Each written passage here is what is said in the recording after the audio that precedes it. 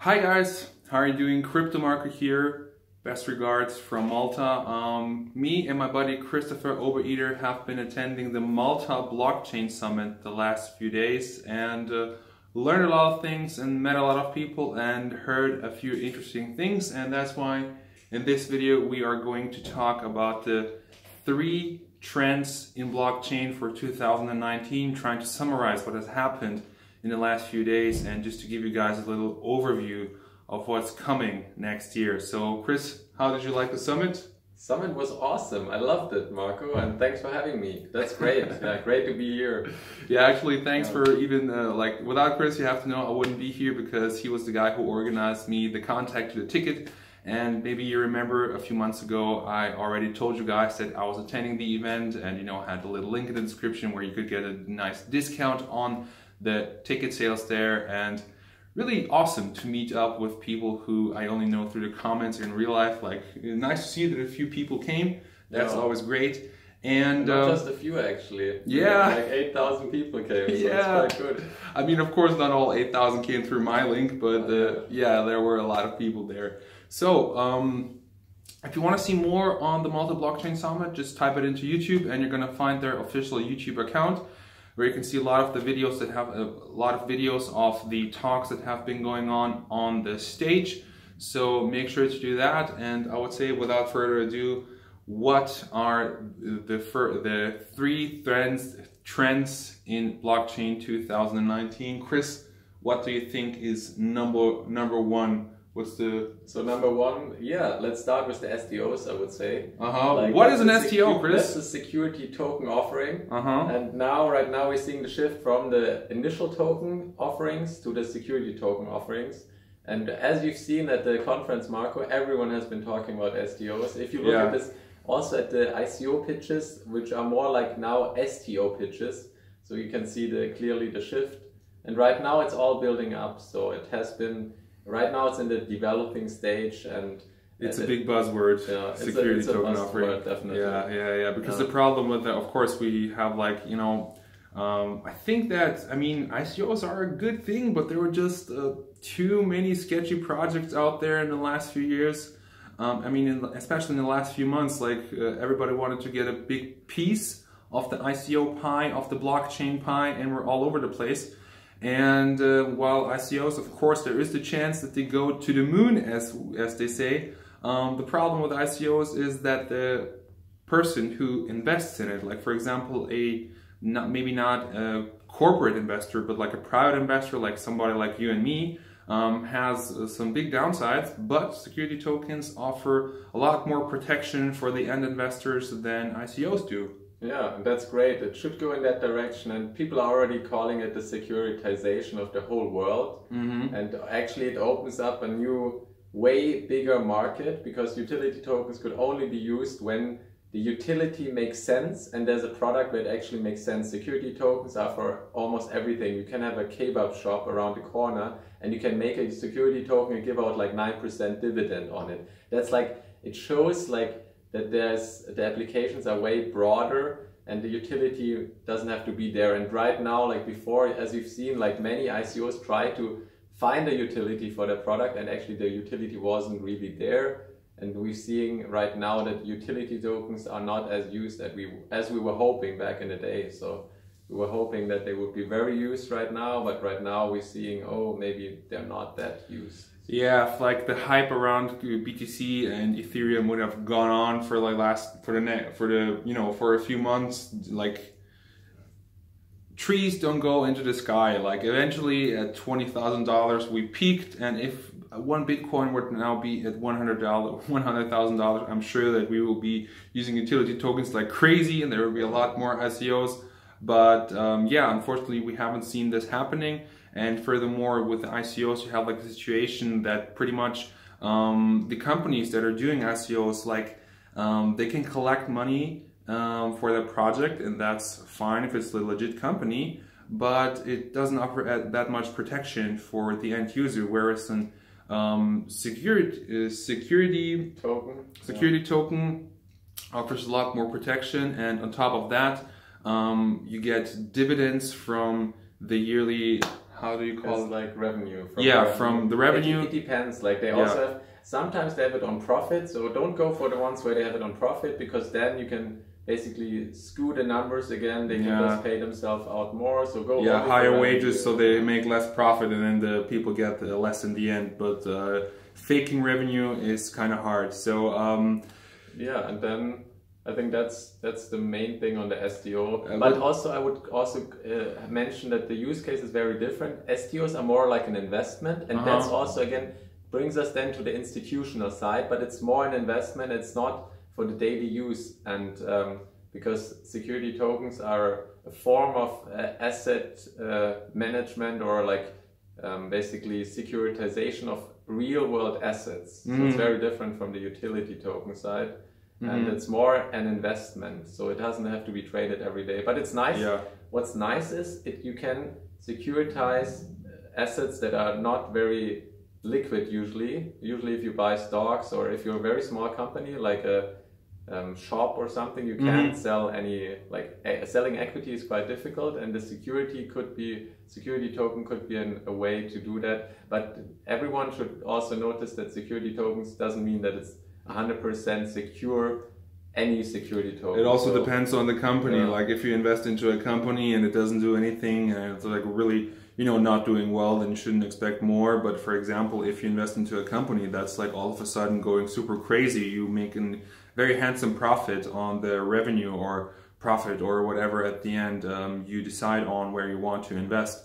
However, from the legal point of view and from the regulations point of view, I think that security tokens do offer, compared to ICOs, a lot more advantages, right?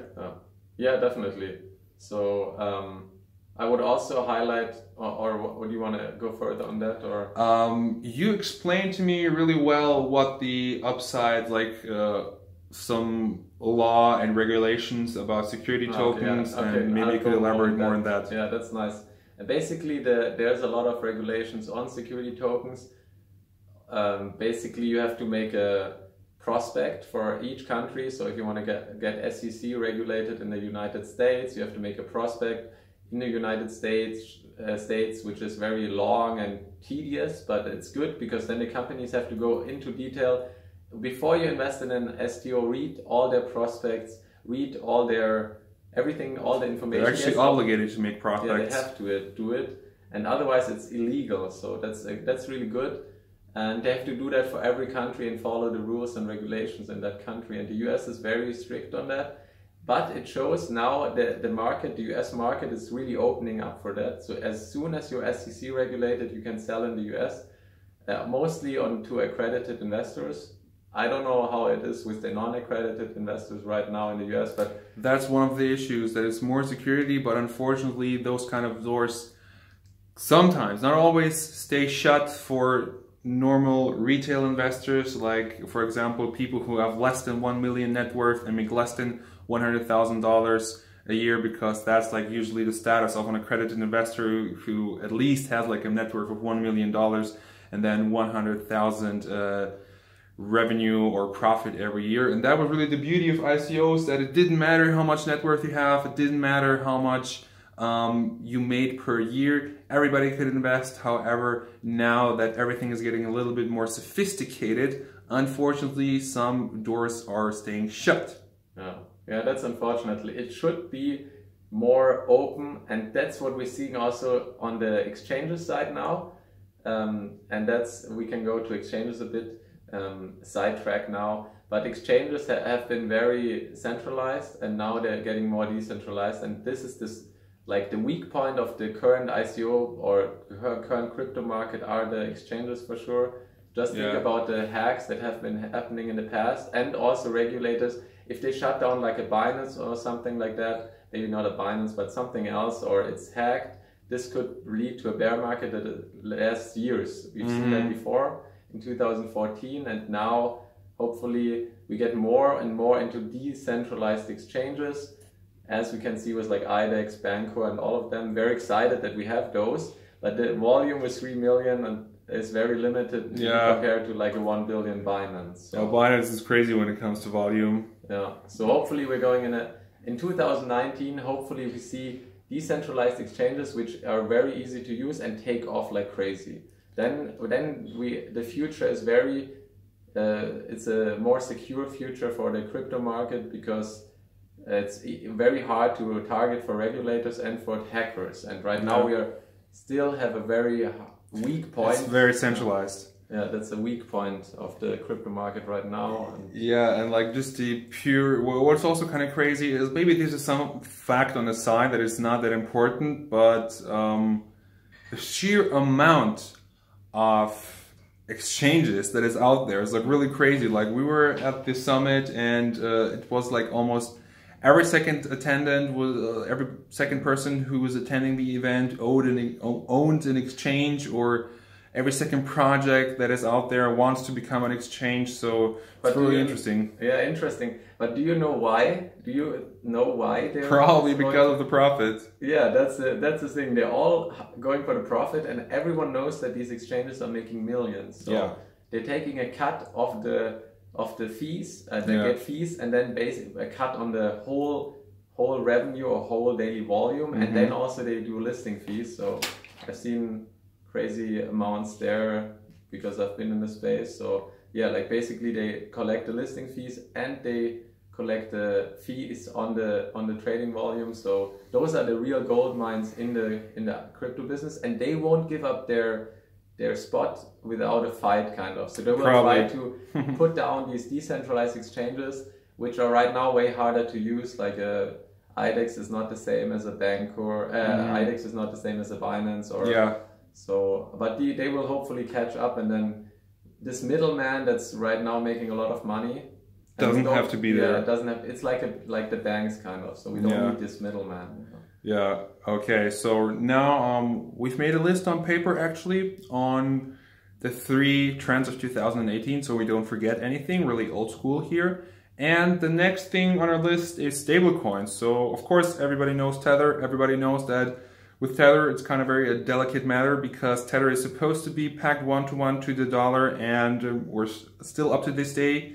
We're still waiting for Tether to open up the vault and actually show us the money, which in my opinion, of course it would be great, but one thing that many people don't know is that like even the banks that have a certain amount of money on their account don't actually physically own that money, so that's something that people should understand. However, it definitely is a big trend in 2019. I mean, up until now, it is a big trend, and probably will be one in 2019, because the people simply, it's hard with all that volatility in the whole market. People need a stable safe haven, and there are all kinds of different stable coins. And we were talking about this earlier, that there are stable coins that are pegged 1-to-1 to the dollar. There's also stable coins that are pegged to the euro, and stable coins that are pegged 1-to-1 to gold or diamonds.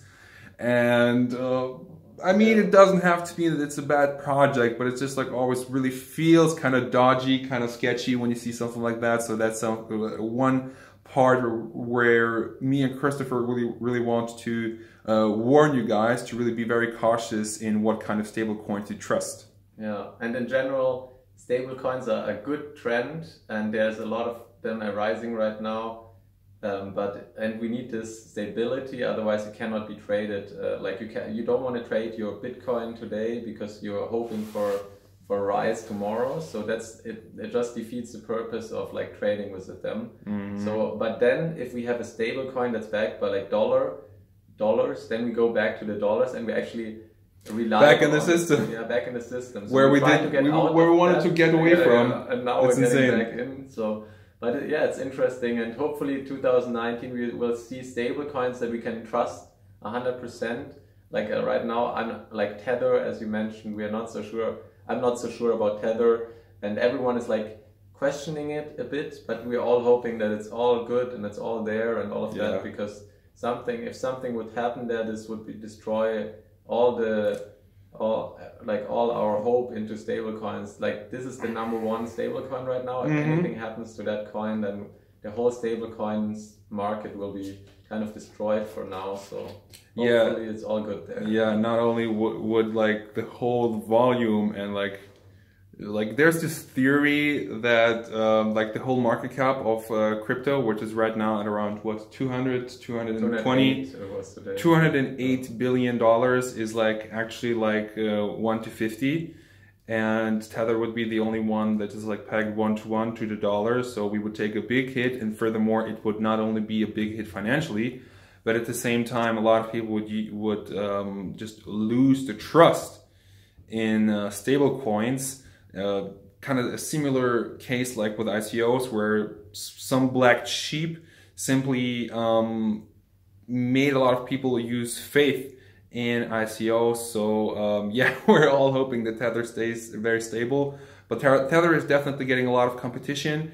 And I think that when it comes to stable coins, like the coin that is like the most transparent and the most trustworthy at the end will be the winner, and that is definitely something where companies can make a profit, but at the same time, it's really something that we dearly need. And there are, just like I said, with the security tokens, you feel like a lot of coins or tokens that are right now being distributed are like, it feels like almost every project right now is either a security token offering or like a stable coin. Yeah, that's correct, definitely. And yeah, let's dive into, as we are at this topic right now, let's get into the institutional money flowing into the market. We've been hoping for that for a long time, and all like the Winklevoss brothers had their ETF and all of that. We had a lot of hope that it would go through, because it's the Winklevoss brothers didn't go through. So right now there's a lot of good things happening. Also the Coinbase custody will help give this more legitimacy and all of that. But yeah, 2019, everyone is hoping that that's the year where the institutional money, the pension funds go into the market and can buy in. Right now, we've only seen basically consumers and like the mainstream investors came in, but not institutional investors. So everyone is hoping for a craze and like a big inflow of institutional money. And that could also be due to the security tokens, which are more regulated. And in that sense, a pension fund might trust that a lot more. And it's also because they're used to those like papers that they can read from like stocks and all of that, so they like this, of course, the regulation. And then hopefully this gives them enough trust to come in. And I think there will be a lot of good STOs. Just scan the market wisely and read everything, and don't go for the first STO that you find. Yeah, and furthermore, something that I maybe forgot to mention at the beginning. Sorry for the wobbly picture right now. I'm holding it with a selfie stick.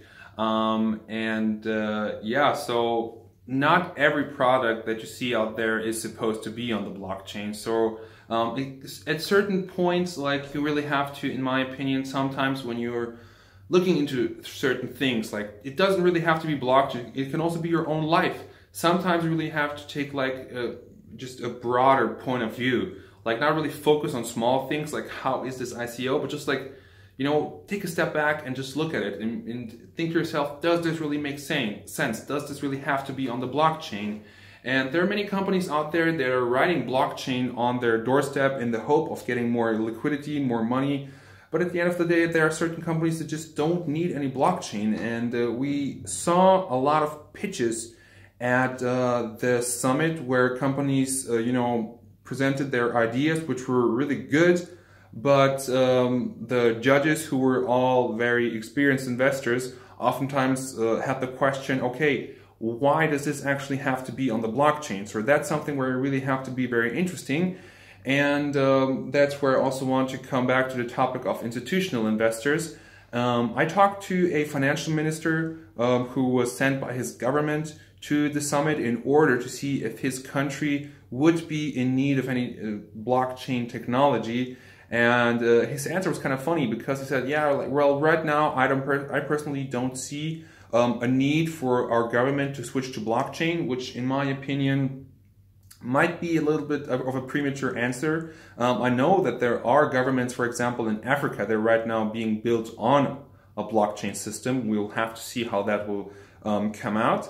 But his answer was like, yeah, we see that we don't really need the blockchain right now, but that's also something that will bring us forward. So basically you have to know that even though Bitcoin celebrated its 10th birthday a few days ago, the technology maybe is not in its infancy, but it still has so much more potential, and it still has to develop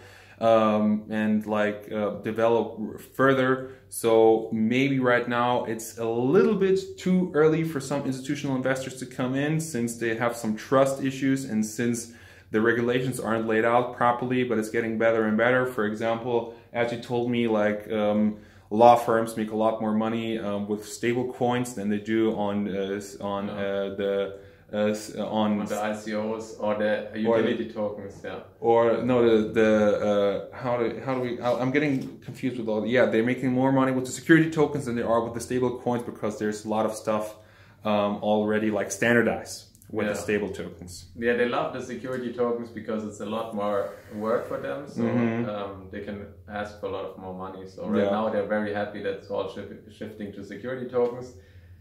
And yeah, so that's, and what I would also add, it's not a forced fact, but it's just in 2019 the dApps, that's also going back to your statement that we're in the infancy stage.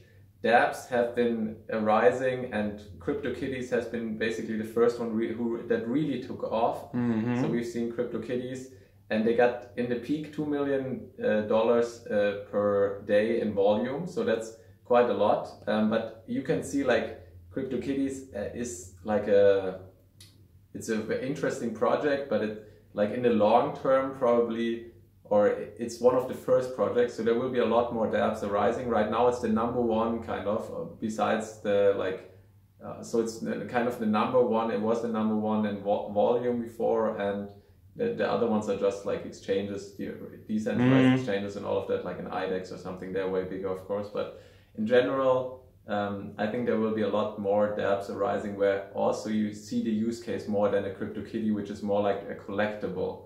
It's a collectible, so it's not the use case to explain a CryptoKitty to your grandma. It's probably quite difficult. Yeah.